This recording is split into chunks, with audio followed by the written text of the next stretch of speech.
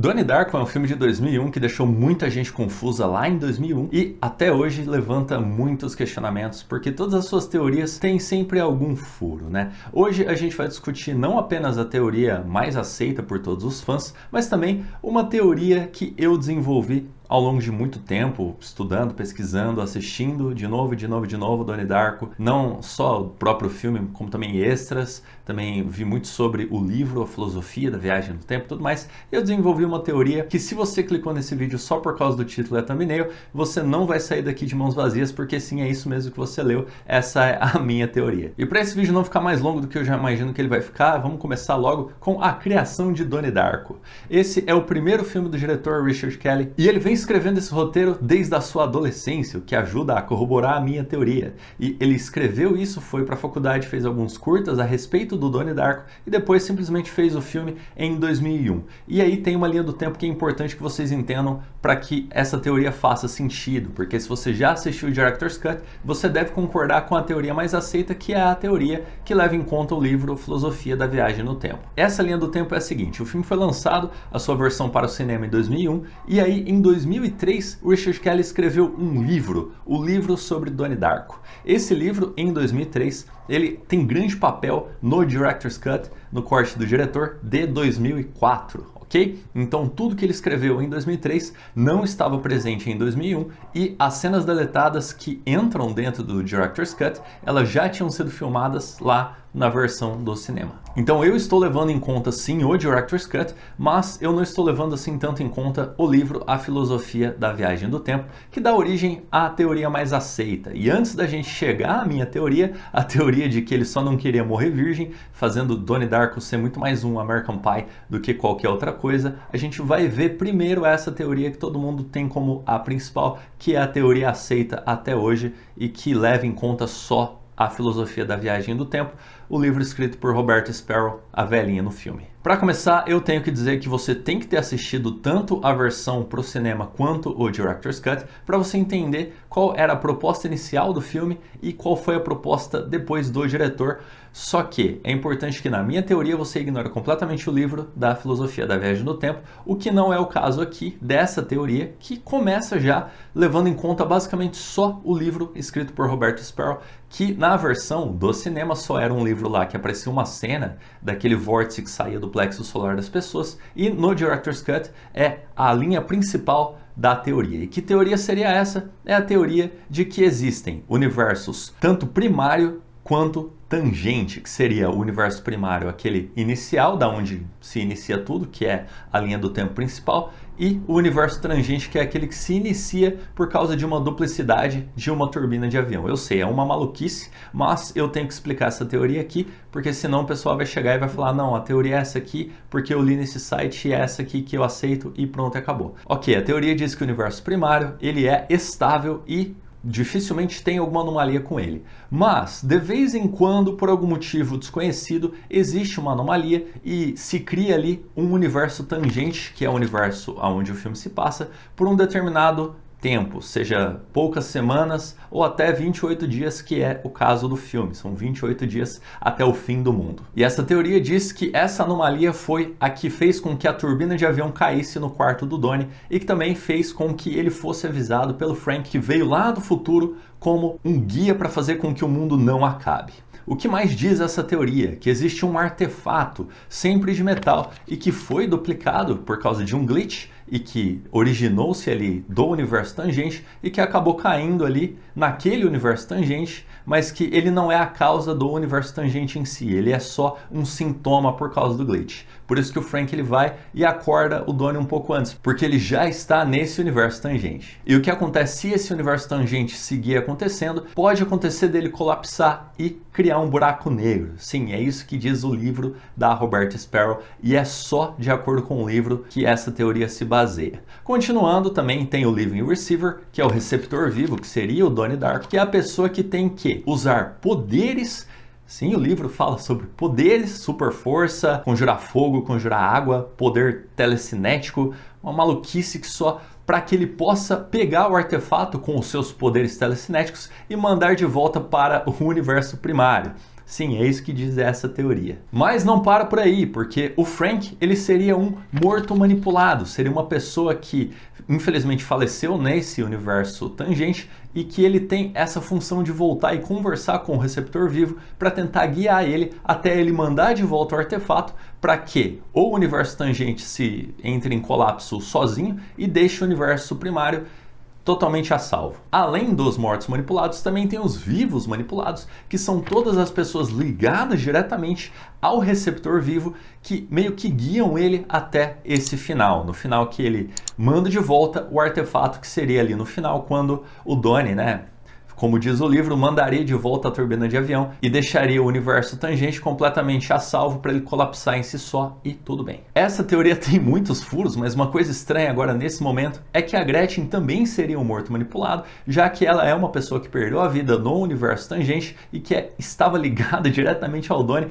muito mais do que o Frank, que ficou até o final sem ter uma ligação com ele ali. De novo, se você assistiu esse filme, você sabe do que eu tô falando. Se você não assistiu, você tomou um spoiler, não sei o que você está fazendo aqui. E aí a gente entra na parte final ali, que seria a armadilha da garantia, que seria uma armadilha que o Donnie Darko estaria sendo feito de vítima ali, para que ele não tivesse escolha senão mandar de volta a turbina pelo buraco de minhoca com seus poderes telecinéticos. Essa armadilha de garantia seria todo o relacionamento que ele tem com a Gretchen. Então seria como se ele não voltasse para o universo primário, a Gretchen infelizmente ia perder a vida e todas aquelas coisas horríveis iam acontecer inevitavelmente. E também tem a explicação dos pesadelos, porque que todo mundo acorda ali no dia 2 de outubro com aqueles pesadelos ao mesmo tempo que a turbina esmagou o Donnie.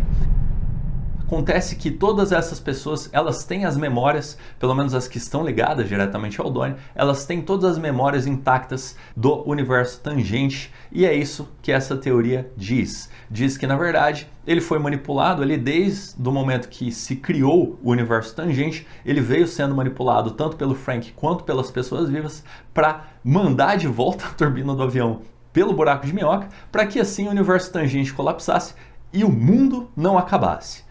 Ok, começando por todos os furos que essa teoria tem, tá? Tem coisas inexplicáveis, por exemplo, da onde veio a turbina? Tudo bem, a turbina veio lá daquele acidente que aconteceu com a Rose e a Samantha voltando de avião depois que elas foram obrigadas a ir naquele evento. Tudo bem, surgiu daí. E aí eles mandaram de volta. Começando por aí, se a turbina de avião estava duplicada, por que houve uma falha no avião da onde a turbina caiu? Se era duplicado, não seria simplesmente uma turbina aparecendo do nada e o avião simplesmente continuaria voando normalmente, como foi com a primeira turbina, lá o que aconteceu? Não faz sentido. Quando ele manda essa turbina, entre aspas, duplicada, de volta, o que acontece com ela? Ela é reinstalada, automaticamente o avião continua voando normalmente? Mas se foi isso, não é exatamente isso que aconteceu, então tá tudo bem? E essa turbina duplicada voltaria meio que pra nada? Outro ponto que essa teoria diz é que o Donnie não precisa necessariamente perder a vida ou ser esmagado pela turbina de avião para que o universo tangente fique a salvo, porque ele já tinha mandado a turbina de volta.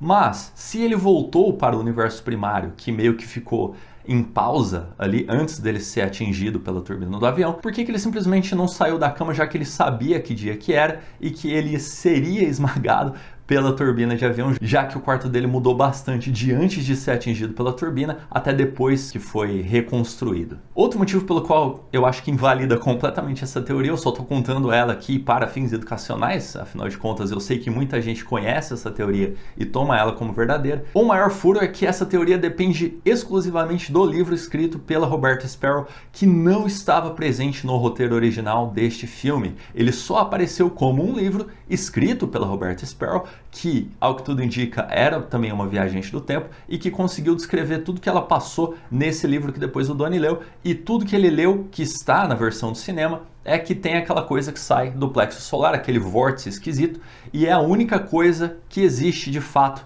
no corte original, e todas as coisas que foram adicionadas depois no Director's Cut vieram meio que como um overlay em cima da tela, só para explicar a mais da parte de ficção científica, para deixar tudo extremamente confuso. Outro ponto que eu acho muito delicado é, se a turbina de avião duplicada é o glitch na quarta dimensão que fez com que o universo tangente fosse criado, como é que o Donnie conseguiu ser avisado dentro do universo tangente de que cairia essa turbina no quarto dele? Porque tudo bem, você pode argumentar que até a turbina de avião cair vai uns minutos aí. Tudo bem. A partir do momento que a turbina saiu do avião, desacoplou ou duplicou, sei lá o que, e começou a cair, o Frank teria que vir e falar para o Donnie, saia da cama. A partir do momento que ele saísse da cama e fosse embora, acredito que ele não sairia pela janela por motivos óbvios, né? A gente viu tudo que aconteceu. Não teria como a Elizabeth não ter visto ele saindo e impedido ele de sair logo depois que percebeu que o irmão dela estava sendo sonâmbulo de novo, já que ela chegou muito tarde naquela mesma noite, como mostra aquela cena dela literalmente junto à porta de entrada principal da casa. Mais um furo terrível aqui é que se ele tinha todos esses poderes,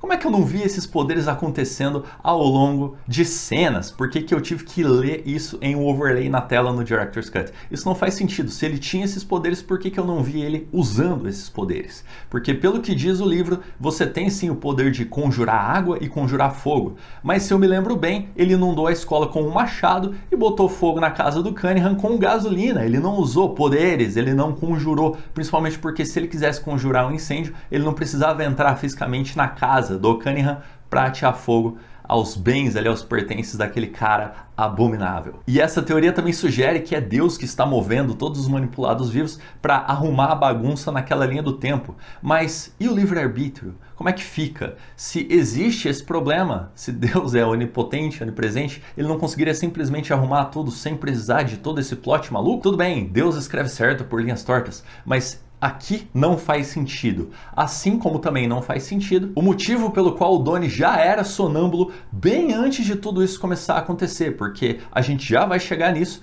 mas ele já era sonâmbulo pelo menos desde julho. Então se você começar a fazer a linha do tempo ali, já fazem alguns meses que ele está agindo de forma esquisita. Não apenas isso, ele também foi preso por incendiar uma casa abandonada muito antes de tudo isso começar a acontecer. A linha do tempo nova, esse universo tangente, explica isso?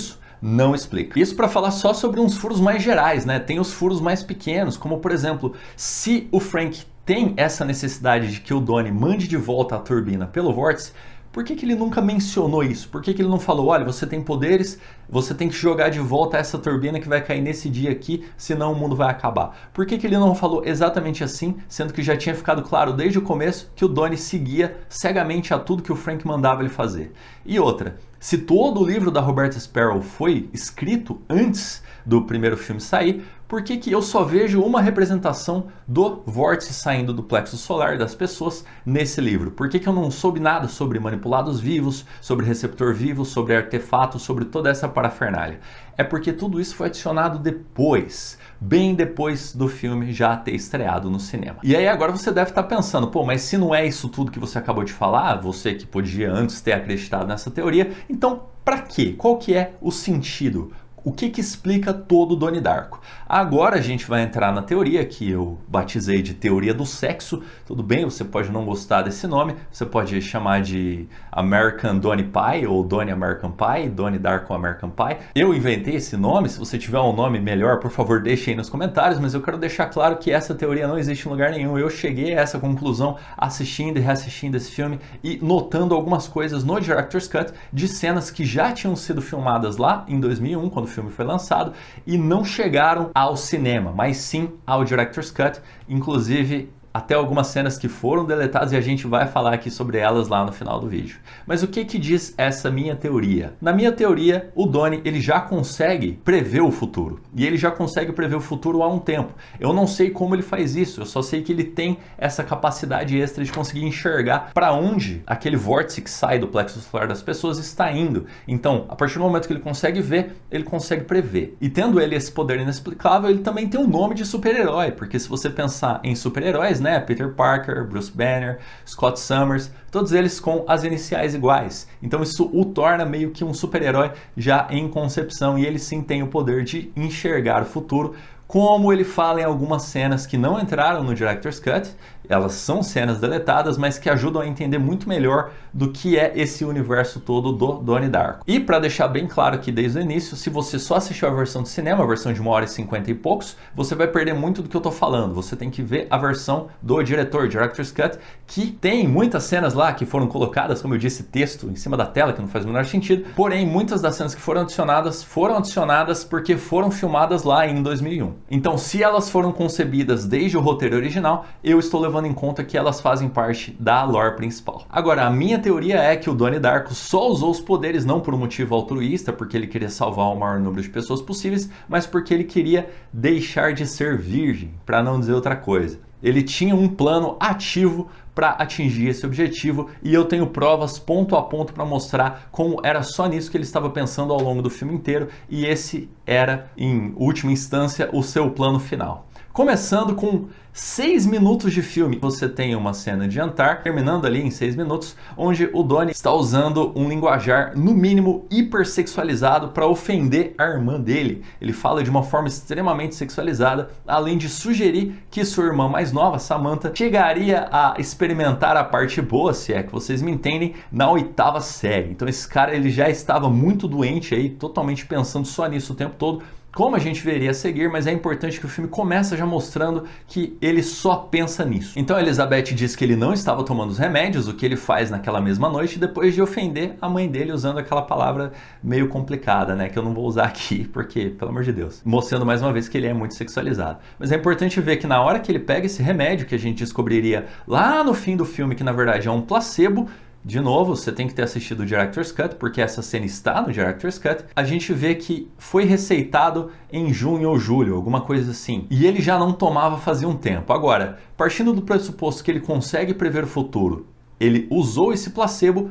para inconscientemente aumentar os seus poderes. Aumentar os seus poderes para conseguir prever um pouco mais além. Prever ali em um mês que ele teria para conseguir chegar nos finalmente com a Gretchen. Então uma voz manda ele sair da cama e a gente vê essa voz mandando ele sair da cama e a gente conhece o Frank, que provavelmente o Donnie conseguiu contato porque seus poderes estão intensificados. Mas quem é o Frank? Aí você vai me dizer, pô, Frank é o cara vestido de coelho que no fim era, se não me engano, namorado da Elizabeth e ele foi na festa, acabou atropelando a Gretchen, aquela coisa toda. Mas não. Esse Frank que o Donnie acessa nas suas viagens do tempo, na minha teoria, não é o Frank, não é o fantasma, não é um manipulado ou sei lá o que.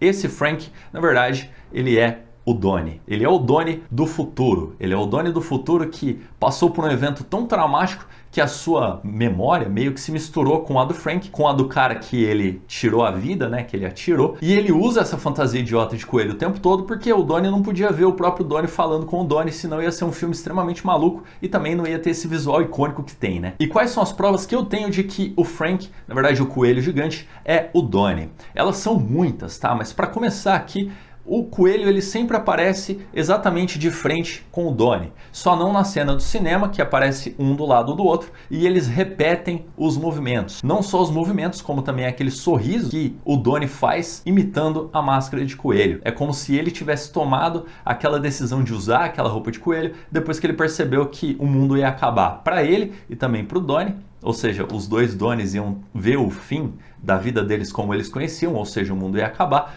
e aí ele acabou percebendo isso um pouco tarde demais e tentando voltar e falar para o Donnie do passado o que ele tinha que fazer para resolver as coisas, ao mesmo tempo que colaboraria com o plano de finalmente perder a virgindade com a Gretchen. Tá, mas é só porque ele aparece no espelho? Não, não é. Na verdade tem uma prova muito mais cabal de que eles são a mesma pessoa, que é a poesia do Donnie, que só aparece no Director's Cut. Essa poesia diz o seguinte: uma tempestade está chegando, diz o Frank, uma tempestade que engolirá todo mundo, e eu os libertarei do reino da dor. Eu os entregarei de volta em suas portas, mandarei os monstros de volta para o subterrâneo, vou enviá-los para um lugar onde ninguém mais possa vê-los, exceto eu, porque eu sou Donnie Darko. O que acontece nessa poesia é muito interessante. Ele confunde o pronome eu com o Frank. No começo ele diz, parafraseando o Frank, que assim disse o Frank, ou seja, diz Frank, e no final ele diz, eu sou o Donnie Darko. Ou seja, Frank é Donnie Darko.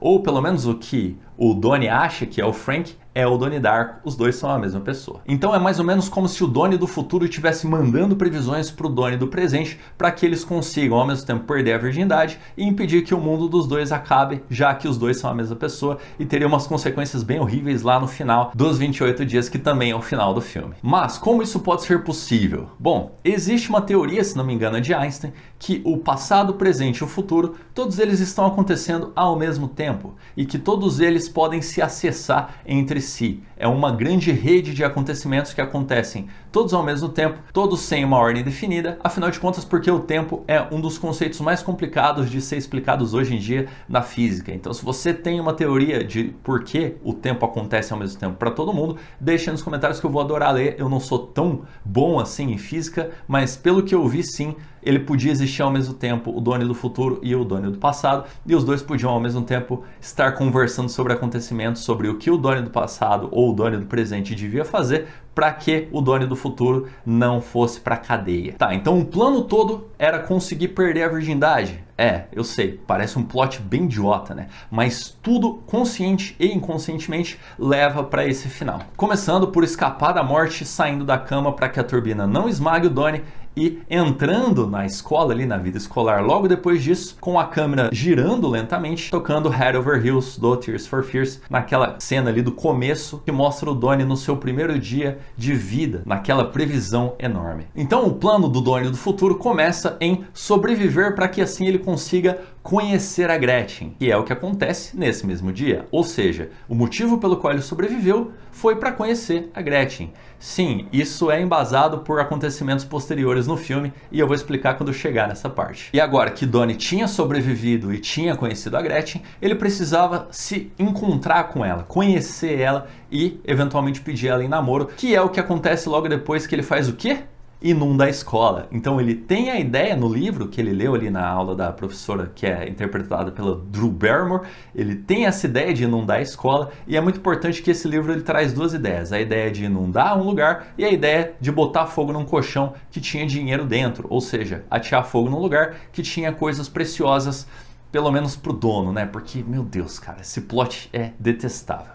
Mas o que ele faz é inundar a escola para que assim ele imediatamente consiga se encontrar com a Gretchen, conhecer ela, ter aquela conversa que ele disse. Ainda bem que a escola foi inundada, porque assim eu pude ter essa conversa com você. Se não tivesse sido inundada, eu nunca conseguiria ter essa conversa com você. Outro ponto importante aqui é porque ele fez isso, porque o Frank mandou. Então se o Donnie do futuro, que é o coelho gigante, chega e fala pro Donnie do presente, inunde a escola, ele tem que dar um motivo. E o motivo pelo qual ele tem que inundar a escola é porque eventualmente todos esses acontecimentos vão chegar na parte boa, como diz o Donnie, naquela cena deletada da conversa com a psicóloga, que a gente vai chegar lá no final. Então ele só fez isso para conseguir conversar com a Gretchen? Sim, definitivamente, porque se você perceber bem, ele tá lá no ponto de ônibus com a irmã menor dele. Ele foi até o ponto de ônibus com ela. Por que ele tá voltando sozinho? Tudo bem, a guria pode ter tido vontade de ir com as amigas dela, beleza. Só que ele tá voltando por um caminho muito esquisito e ele acaba encontrando com a Gretchen totalmente por acidente, em uma situação onde ela estava sendo assediada ali por dois idiotas, um deles o Seth Rogen, inclusive, bizarro esse filme, mas não só ter inundado a escola, também ter ido por esse caminho fez com que ele encontrasse ela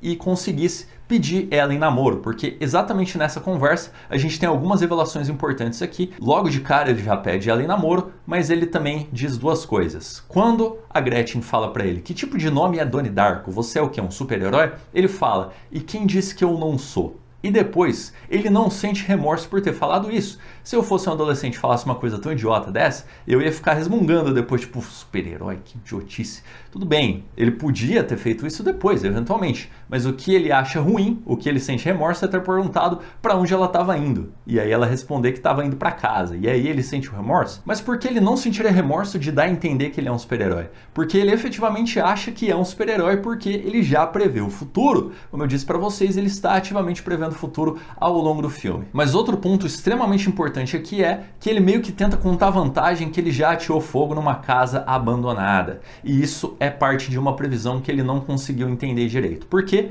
Porque uma característica não só dos poderes de previsão do tempo dele, como também da Roberta Sparrow, a velhinha, é que não dá para saber exatamente quando isso acontece. Não dá para saber exatamente que dia da semana que vai ser, que hora que vai ser. Você só prevê que aquilo vai acontecer. E isso explica muito bem o sonambulismo do Donnie. Porque imagina só, ele previu que ele vai ser esmagado por uma turbina. Então, praticamente toda noite, ele decide sair da cama e ir para outro lugar. Meio que inconscientemente. Por que isso acontece? Porque ele sabe que ele vai ser esmagado por uma turbina de avião, só que não sabe quando. Então ele fica toda noite saindo da cama com medo que aquilo aconteça. Isso explica também por que a Roberta Sparrow fica o tempo todo indo para a caixa de correio e voltando, porque ela previu que ela receberia uma carta de um outro viajante no tempo que mandaria essa carta para ela, mas ela não sabia quando isso ia acontecer, ela só conseguiu prever que seria na velhice, então ela fica incessantemente, todo dia, o tempo todo, indo até a caixa de correio, voltando, indo de novo, voltando, indo de novo, porque ela não sabe quando essa carta vai chegar. Agora, que provas eu tenho que a velhinha também é uma viajante no tempo? Muitas, ok? Muitas. O filme praticamente joga isso na sua cara. Primeiro é isso que eu falei dela tá esperando uma carta, que não necessariamente é de um viajante no tempo, mas no final acaba sendo, olha só que curioso. Mas também porque ela era uma freira, ela de repente mudou de vida e decidiu virar uma cientista, mas não só isso, também decidiu escrever um livro sobre viagem no tempo, não só isso, também decidiu lecionar numa escola específica, porque ela provavelmente previu que um outro viajante no tempo surgiria nessa escola e a ele seria dado o livro que ela escreveu e eventualmente ele escreveria uma carta para ela e eles iam poder conversar ou outras coisas iam acontecer depois disso, já que eu não sei o que aconteceria depois que ela recebesse a carta. Assim como o Donnie também não sabia o que aconteceria logo depois dele não ser esmagado pela turbina, já que ele não queria ser esmagado, então ele saía da cama toda noite. Tá, mas o que isso tem a ver com ele ter incendiado uma casa abandonada? Bom, na cabeça perturbada dele, ele vai conseguir perder a virgindade logo depois de botar fogo numa casa. Ele previu isso e meio que no desespero, provavelmente ele achou uma casa abandonada e tentou botar fogo nela para ver se isso ia acontecer de fato, se logo depois ele ia conseguir perder a virgindade. Vocês estão vendo como tem prova de que essa teoria é a factual? Isso também mostra porque ele falou para Gretchen logo de cara meio que contando vantagem. Ah, eu já incendiei uma casa. Porque vai saber, vai que essa menina meio que gosta desse tipo de coisa e as coisas progridem a partir desse ponto. Eu sei, é doentio, mas imagina, se coloca no lugar do Donnie. Ele também não sentiu remorso de falar isso, ele não sentiu remorso de ter falado que já foi preso e que já incendiou uma casa. Então isso mostra claramente que ele está ativamente tentando pavimentar o caminho para chegar na parte boa. E aí você pensa, pô, mas isso é meio egoísta, né? Mas tá, a freira também foi muito egoísta. Que freira? A Roberta Sparrow, que era freira e decidiu usar os poderes para quê? Para conseguir uma velhice muito confortável, numa casa muito bonita, enorme e cheia de joias. Ela era tão rica que até o pai do Donnie sabia que ela era rica. Ele fala, tipo, nossa, ela tinha um monte de joias. Todo mundo sempre estava tentando roubar ela porque ela tinha muitas joias. Como ninguém conseguiu roubar a velhinha? Será que é porque ela conseguia prever o futuro? Como que essa velhinha, sendo uma cientista e depois uma professora, conseguiu tantas joias, conseguiu tanta riqueza? Ela previu o futuro para o seu benefício próprio, está mais do que óbvio.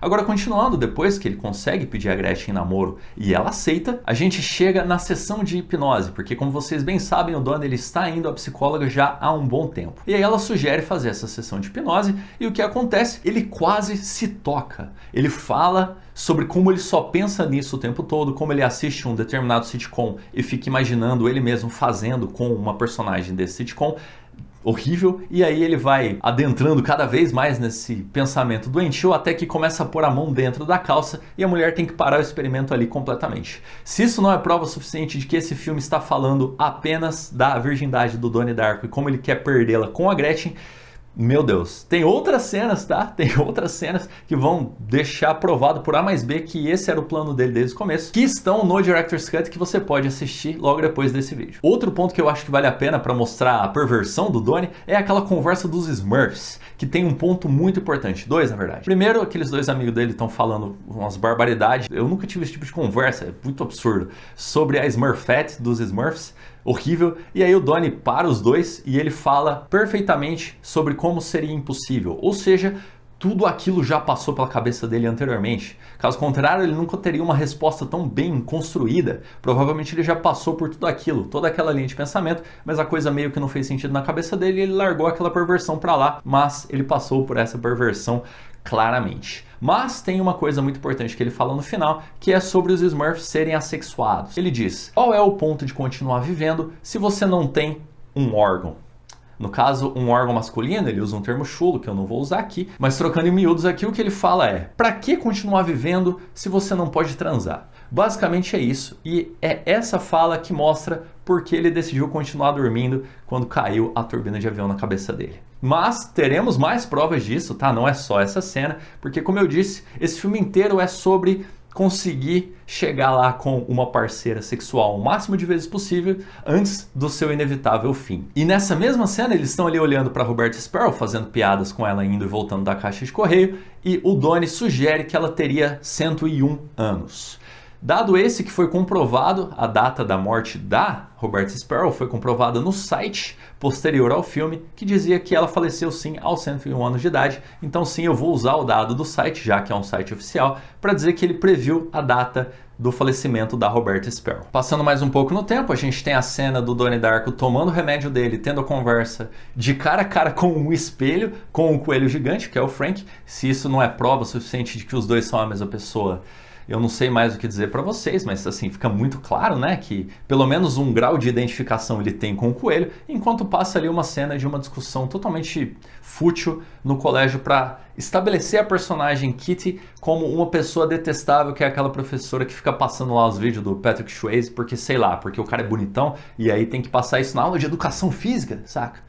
Não faz sentido. Mas o que faz sentido é o que vem logo a seguir, que é a cena deletada que está no Director's Cut, do Donnie lendo a poesia a respeito do Frank, que eu falei pra vocês lá no começo do vídeo para mostrar como eles eram a mesma pessoa. Na minha opinião, o Donnie ele percebeu que o Frank ele era mais ou menos a mesma pessoa que ele por causa de uma fala do Frank naquela cena do espelho. O Donnie pergunta pro coelho: como você faz isso? E o coelho diz: eu posso fazer o que eu quiser e você também pode. Ou seja, os dois pelo menos têm o mesmo nível de poder, né? Se você não quiser aceitar que os dois são a mesma pessoa, eles pelo menos são iguais. E até agora, duas partes do plano para conseguir perder a virgindade com a Gretchen tinham sido conquistadas. Primeiro, não ser esmagado pela turbina do jato. Segundo, inundar a escola para conseguir eventualmente conversar com ela, para conseguir eventualmente pedir ela em namoro. E qual seria a próxima parte do plano? A parte que acontece exatamente nessa cena do amor e do medo, que é uma das cenas mais detestáveis do filme inteiro, pelo menos do ponto de vista da Kitty. O que acontece com o Donnie é que ele se levanta,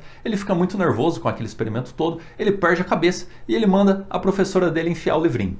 É isso mesmo que ele diz. E aí logo depois a gente tem uma cena ali no escritório do diretor, que aliás é um banana, mas tudo bem. E depois de elogiar a inteligência do Donnie, a gente descobre por meio da Rose, a mãe do Donnie, que vai lá conversar com a Kitty, porque pelo jeito as duas são amigas. E a Rose diz que o Donnie foi suspenso por 6 meses de atividades extracurriculares. E é essa parte que importa, porque todo esse plano foi para que isso acontecesse. Mas o que tem a ver o Donnie ser suspenso de atividades extracurriculares com chegar na parte boa com a Gretchen? Isso a gente vai discutir mais à frente. O que acontece logo a seguir aqui na linha do filme é mais uma parte do plano. Ele decide estragar o projeto de ciências que ele estava fazendo com a Gretchen, tendo a ideia mais estúpida de todas. Colocar um vídeo ali passando interminavelmente na frente de um ser humano de certa idade, porque eu não quero que o meu vídeo aqui caia em alguma lei por aí, ainda mais com temas tão complexos como o do Cunningham. Ele decide fazer esse experimento de propósito sendo ruim. Por quê?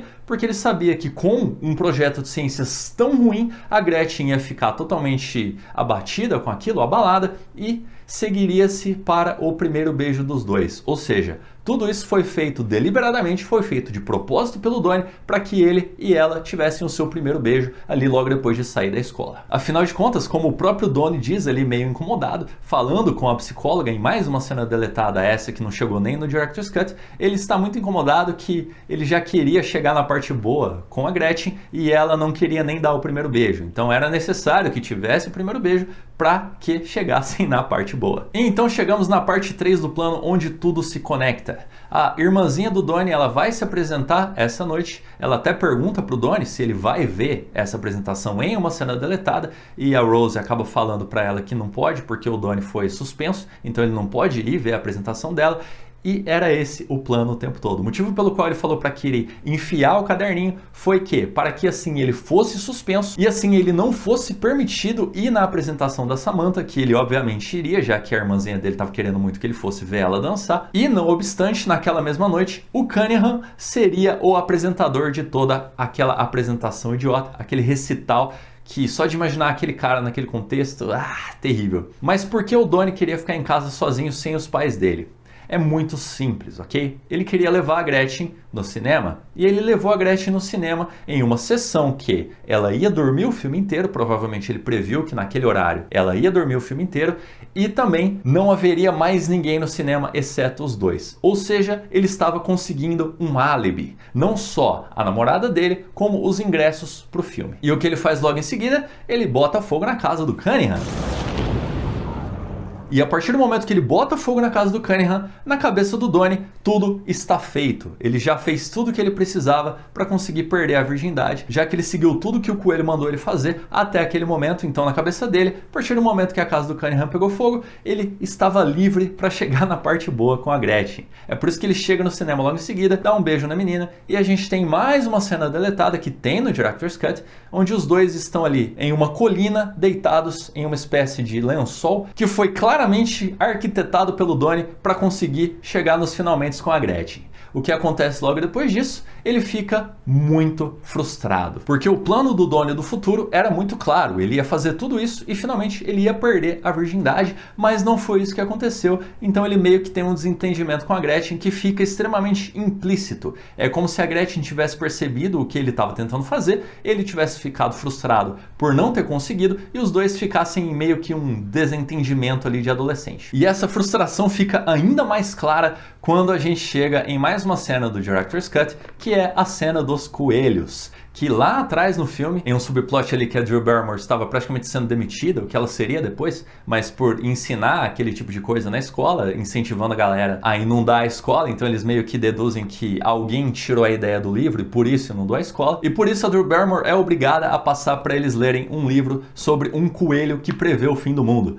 Sim, existe esse livro, tá? Eu vi sobre ele, qual livro era, e sim, é sobre um coelho que prevê o fim do mundo. Prato cheio pro Donnie Darko encontrar simbolismo, né? Pô, é um coelho que prevê o fim do mundo, é literalmente o filme. Só que não, porque ele tá muito frustrado sexualmente. Então, logo depois deles assistirem a um filme sobre o livro, a Drew Barrymore pergunta sobre o que eles acham ali, se eles acreditaram no coelho ou não, sobre as previsões, e o Donnie fala, quem é que se importa? Por quê? Porque ele está extremamente ressentido com o seu amigo coelho, que previu que ele perderia a virgindade depois de botar fogo numa casa, e isso não aconteceu. E esse ressentimento todo é mostrado logo quando ele explica por que ele não é assim tão contra coelhos. E o que ele diz? Ele diz, se você é fofinho e tarado como um coelho, você provavelmente é feliz, porque você sabe para que você está vivo.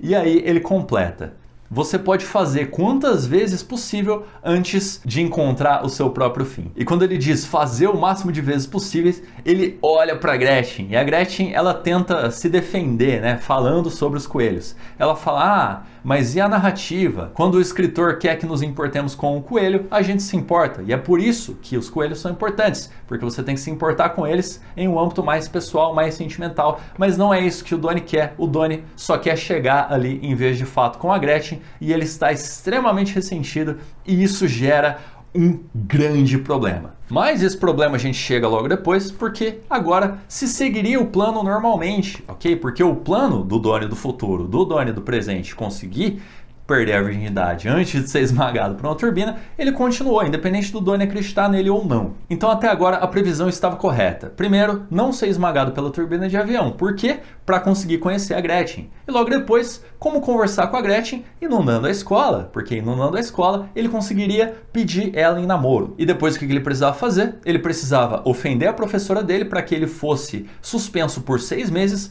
para que ele não pudesse ir até a apresentação da irmã dele em um momento onde ele conseguiria ter um álibi por ter ido ao cinema com a Gretchen para que conseguisse botar fogo na casa do Cunningham, que ele sabia que não estava na casa dele porque estava na apresentação da Samantha. E aí, na cabeça do Donnie, era para ele já tentar forçar ali para ver se rolava alguma coisa, só que não deu certo, ele ficou frustrado, mas nem por isso o plano parou. Porque a parte 4 do plano é mais rebuscada ainda. Pelo Donnie ter botado fogo na casa do Cunningham, descobriram que ele estava envolvido em crimes pesadíssimos. A professora, que acompanharia a Samantha junto com um grupo de dança para uma outra cidade, sendo uma oportunidade gigantesca na vida da guria, ela decide não ir porque ela quer defender o Cunningham. Eu sei, é horrível. Ela quer viajar com o pior ser humano possível para defender ele e ela não tem escolha a não ser pedir para Rose ir com as garotas para essa cidade para ter essa apresentação. A partir do momento que a Rose aceita ir com a Samantha para essa apresentação, a casa fica completamente sozinha porque o pai do Donnie também estava viajando a trabalho. Ou seja, sobram os dois adolescentes em uma idade específica para dar festas. O que eles fazem? Eles dão uma festa. Por quê? Porque a Elizabeth foi aceita em Harvard, que seria uma coisa inacreditavelmente boa, provavelmente eles iam fazer uma festa, mas aí os dois adolescentes decidem fazer essa festa, porque, de novo, o Donnie está extremamente frustrado e ele não quer saber mais de nada. E isso gera alguns problemas, porque o fato dele achar que não vai mais conseguir gera uma frustração tão grande que ele, primeiro, confessa tudo que ele fez em uma sessão de hipnose para psicóloga, e inclusive nessa sessão de hipnose até aparece o coelho gigante, até aparece o Donnie do futuro, porque ele não sabe muito bem o que fazer. Ele quer impedir que o Donnie fale, ele quer tentar levar o Donnie para o caminho certo, mas ele não consegue. Nesse momento da história a gente descobre que o Donnie estava tomando placebo esse tempo todo. Não só isso, a gente também descobre que ele não é ateu, mas que na verdade ele é agnóstico. Isso deve ter algum significado para alguém que assistiu o filme, tá? Eu sei que existe uma interpretação de sincronicidade,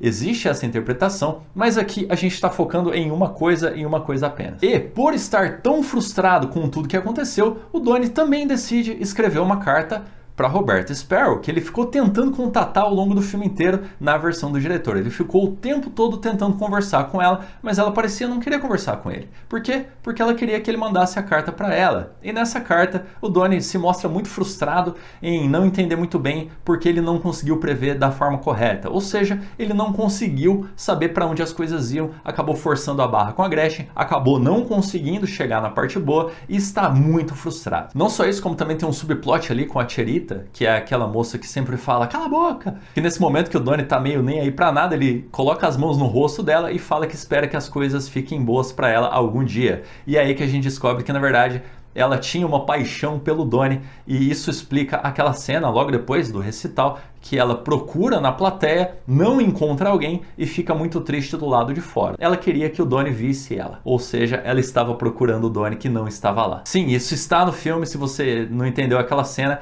é por isso. Ela ficou triste porque o Donnie não estava lá para ver ela. Então finalmente a gente chega na festa, que seria a parte final do plano, que a Gretchen aparece na casa dele e ele tem tudo pronto. Ele tem uma festa acontecendo e ele tem o quarto dos pais dele vago. Então a conclusão era um cenário perfeito, estilo filme colegial babaca, onde eles só estavam querendo isso o tempo todo e no final era isso que o Donnie estava querendo o tempo todo. Então se você pegar ali até o ponto onde eles têm o primeiro beijo, a partir do momento que ele consegue botar fogo na casa do Cunningham, ele confundiu o final da previsão com o final verdadeiro. Ele achou que logo depois de botar fogo na casa do Cunningham, ele conseguiria chegar lá com a Gretchen, mas ele não entendeu por quê.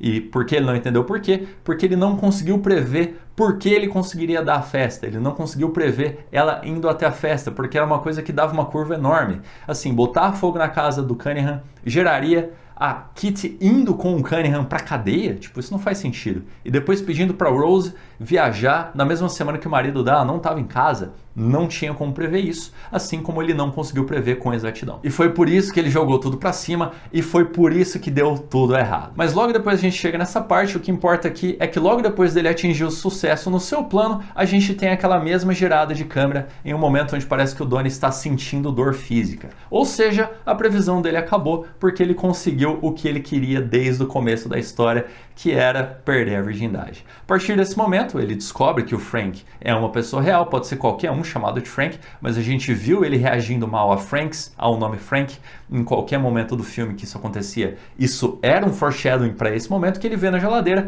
ele tem meio que um ataque de pânico, ele se ajoelha e ele olha diretamente para o vórtice da Gretchen, porque se você perceber bem, ele está olhando exatamente para onde sai aquele vórtice esquisito do plexo solar das pessoas e provavelmente ele conseguiu prever o futuro da Gretchen. É aí que ele decide ir até a Roberta Sparrow, por mais que ele já tenha mandado a carta para ela, para perguntar o que está acontecendo, por que ele não está conseguindo prever tudo com exatidão, por que ele ainda estava tendo previsões das mais esquisitas possíveis. E é nesse momento que a gente chega no final do filme, que ele é ameaçado com uma faca, a Gretchen cai no chão, é atropelada pelo Frank e o Donnie atira no Frank com aquela pistola que ele pegou lá no começo do filme. E essa pistola é uma parte chave de toda a previsão que o Donnie do futuro, que ficou traumatizado por tudo isso que aconteceu, que veio pedir para o Donnie do presente para não fazer isso. Então por que o Coelho Gigante pediu para ele pegar a arma para início de conversa? Porque existem duas previsões. Existe a previsão real e a previsão que o Donnie avacalhou. A previsão real é a seguinte: o Donnie precisava pegar a arma no quarto dos pais dele para que quando ele chegasse no final e fosse ameaçado pelo cara que estava com uma faca no pescoço dele, ele atirasse no cara, salvasse a Gretchen e tudo ficaria bem, porque seria legítima defesa, teria testemunhas no lugar e ele se safaria dessa, só que ele entendeu tudo errado. Você lembra que em determinado momento ele fala ex machina? Pois bem, de onde é que ele tirou isso? Ele tirou lá daquela conversa sobre os coelhos que previam um futuro, quando ele estava totalmente frustrado e levou a conversa para Drew Barrymore falar sobre Deus Ex Machina. E nesse momento não era para ele ter ouvido a palavra Deus Ex Machina, não era para ele ter ouvido essa expressão, não era nem para ele ter aprendido o que significava, que na verdade é uma coisa que chega do nada, meio que uma máquina de Deus para resolver todos os plots. Não era para ele saber disso, ok? Por quê? Porque não era para ele ter achado que já era para ele ter conseguido chegar na parte boa com a Gretchen. Por ele ter achado que já conseguiria ter chegado na parte boa com a Gretchen, ele ficou frustrado. Por ter ficado frustrado, ele falou sobre os coelhinhos com total desprezo, o que fez com que a professora tivesse que falar sobre o Deus Ex Machina. Ela fala: será que nos esquecemos do Deus Ex Machina? Ou seja, é uma coisa que ia passar batido se ele não estivesse frustrado. E ele estar frustrado fez com que ele enviasse a carta para Roberta Sparrow. E se você perceber bem, na hora que o Frank desvia da Roberta, ela está com uma carta na mão. O que era para ter acontecido originalmente era para ele usar a arma para salvar a Gretchen. O que aconteceu por causa dessa loucura, ele entendeu que Deus Ex Machina era o carro vindo. Ele achou que o carro, por ser uma máquina, ele ia salvar toda aquela situação. Mas não era isso que ia acontecer. E é por isso que o Donnie ficou tão traumatizado, misturou a sua própria identidade com a identidade do coelho, com a identidade do Frank, e tentou evitar essa situação que no final ele não conseguiu evitar. Então sim, a partir do momento que ele duvida da previsão do coelho, na aula sobre duvidar da previsão do coelho, ele acaba extremamente frustrado sexualmente, levando a discussão para que a Drew Barrymore usasse o termo Deus Ex Machina, que fez com que no final, quando era para ele simplesmente puxar a arma e atirar no cara que estava com uma faca no pescoço dele, ele simplesmente deixasse que o carro passasse por cima da Gretchen, porque ele nunca preveu isso para início de conversa. Em um determinado momento, ele até fala: Frank vai eliminar, vai ceifar. Isso pode dar a entender que tanto Frank vai causar o falecimento da Gretchen, quanto ele vai atirar no Frank. Ou seja, mais uma vez ele está se misturando com a personalidade do Coelho Gigante. Então, depois de tudo isso, todo esse plano arquitetado para que ele conseguisse perder a virgindade antes de ser esmagado pela turbina de avião, ele acaba meio que fugindo da polícia, porque obviamente aquele cara que estava junto com o Frank acabou eventualmente chamando a polícia, e a polícia estava indo atrás dele, porque ele já tinha um histórico meio complicado, botar fogo na casa, não sei mais o que, podia ser um ato passional, podia ser legítima defesa, mas tem outro problema. Nessa manhã, quando ele está lá tentando descobrir como ele resolve aquela porcaria toda, acontece o acidente de avião, onde estão tanto a mãe quanto a irmãzinha dele nesse voo. E fica muito claro que foi uma pane no avião que fez com que caísse a turbina. E aí você deve estar se perguntando: tá, mas e essa turbina? Como é que ela foi parar no passado?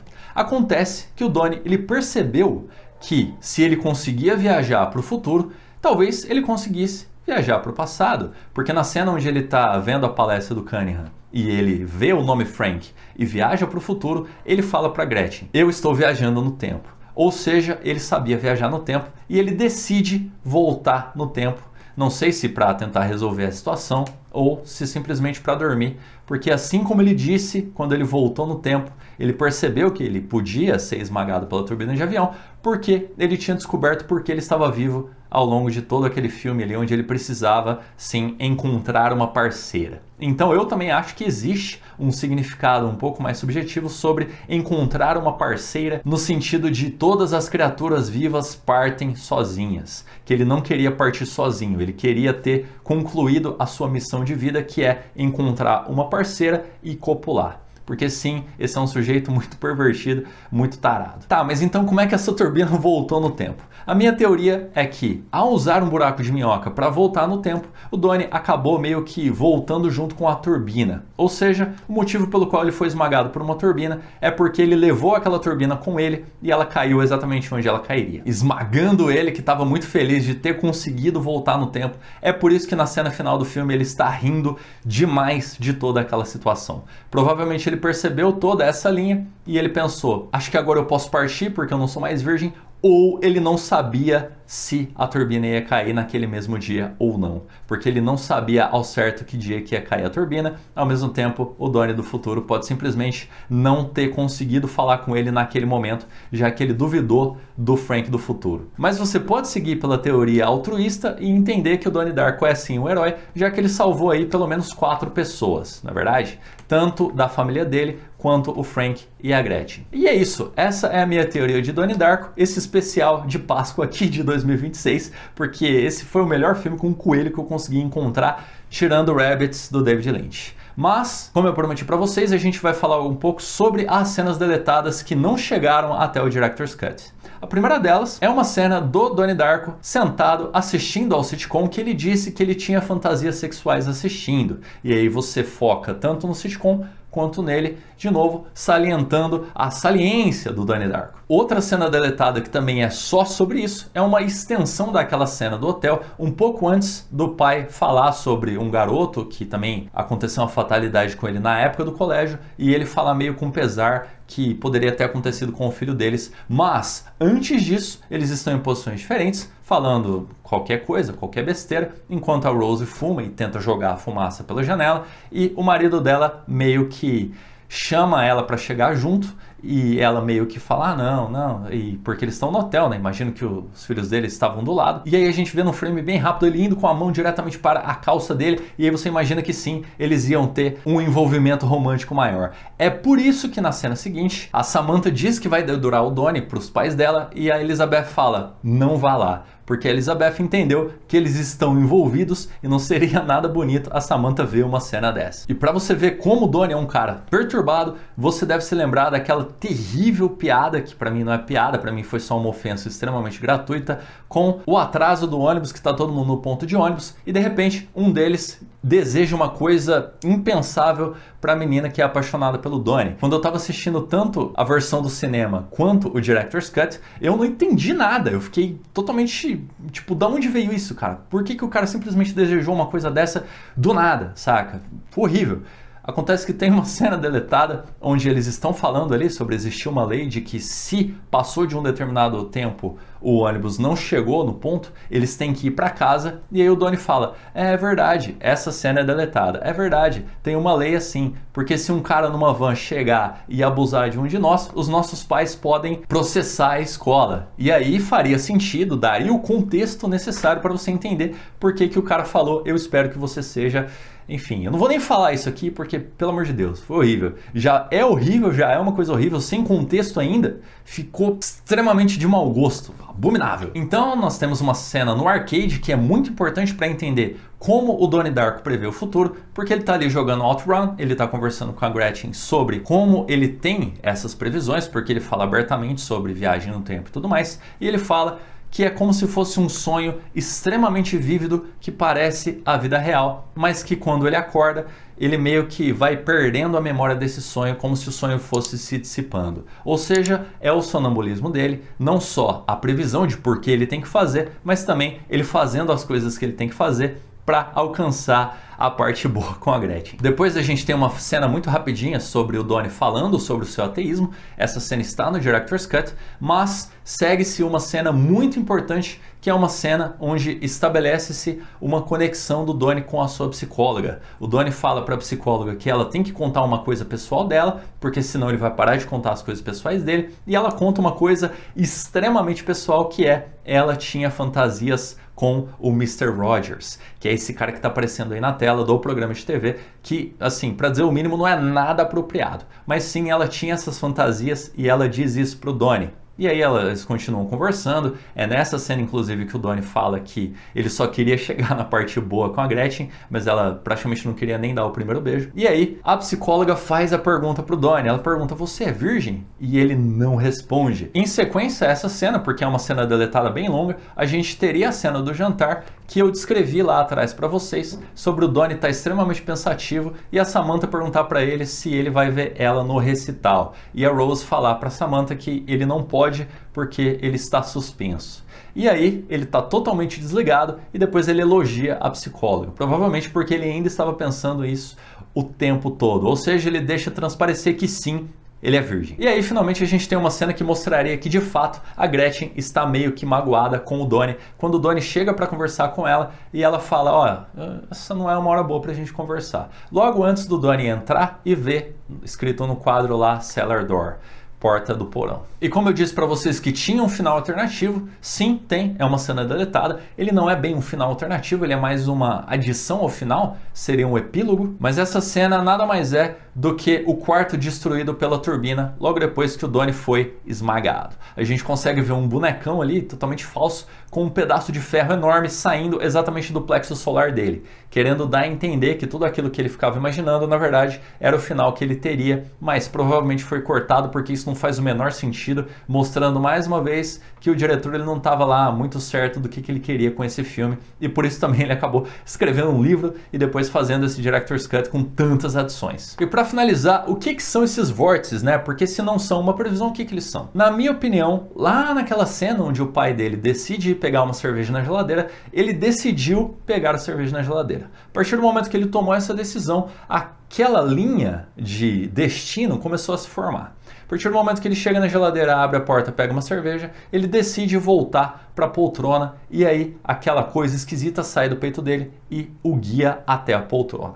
Da mesma forma, a Samantha está correndo, pulando por ali e você percebe que tem um vórtice até com os pulinhos que ela dá em volta do corredor. E aí, eventualmente, quando o Donnie está conversando ativamente com o professor dele sobre esses buracos de minhoca, ele fala: e se os nossos futuros já estão pré-determinados e você pudesse ver como se fosse uma lança saindo do peito para onde está indo? Você conseguiria prever o futuro? E é exatamente isso que o Donnie faz olhando para o plexo solar diretamente da Gretchen. Ele queria saber o que ia acontecer. E no final, essa é a teoria. O Donnie Darko é um super-herói que está usando seus poderes para perder a virgindade. Sim, esse é um filme dos anos 2000. Sim, ele é um tema bem colegial. Consciente ou inconscientemente, eu acho que ele tem bastante embasamento, principalmente porque ele cobre todos os furos que as outras teorias falam a respeito. Mas esse vídeo, por mais que seja extremamente longo, não acabou aqui. Na verdade, ele só está começando, porque sendo essa a minha teoria, de minha autoria, eu criei ela, não existe nenhum outro vídeo por aí na internet, você pode procurar, ninguém fala sobre essa teoria.